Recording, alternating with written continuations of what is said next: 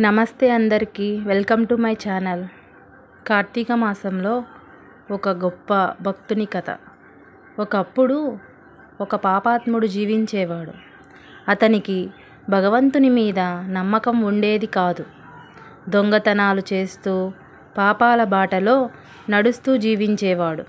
కానీ ఒకరోజు రాత్రిపూట అడవిలో దొంగతనం చేయబోతుండగా ఆకస్మికంగా ఒక శ్మశానం దగ్గర శివలింగం కనిపించింది. అతనికి వెలుగు అవసరం కావడంతో పక్కన ఉన్న బెల్లం చెట్టు ఆకులు తీసి శివలింగం మీద వేసి ఒక దీపం వెలిగించాడు.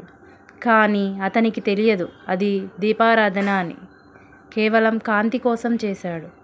అతనికి తెలియకుండానే ఆ రోజు మహాశివరాత్రి. ఆ రాత్రి ఆయన చేసిన ఆచారం దీపం వెలిగించటం, బిల్వదళం వేయడం, రాత్రి నిద్రపోకపోవడం ఇవన్నీ శివపూజలో భాగమయ్యాయి.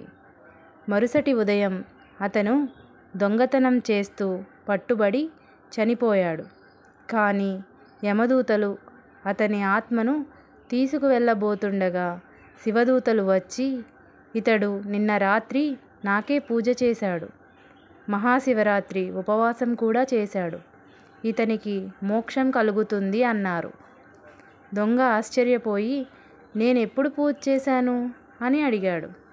అప్పుడు శివుడు ప్రత్యక్షమై, నీకు తెలియక చేసినా అది నా పూజే.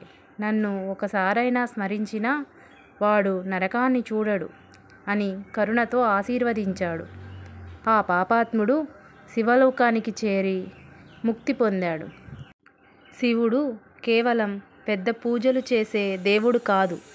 మన హృదయంలో కొంచెం భక్తి ఉన్నా తెలియక చేసిన సత్కార్యమైన ఆయన దానిని స్వీకరిస్తాడు.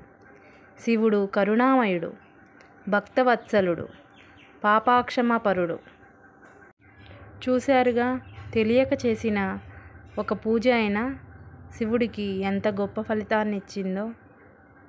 మీకు ఈ వీడియో నచ్చితే ప్లీజ్ లైక్ చేసి, షేర్ చేసి, సబ్స్క్రైబ్ చేసుకోవటం మర్చిపోకండి.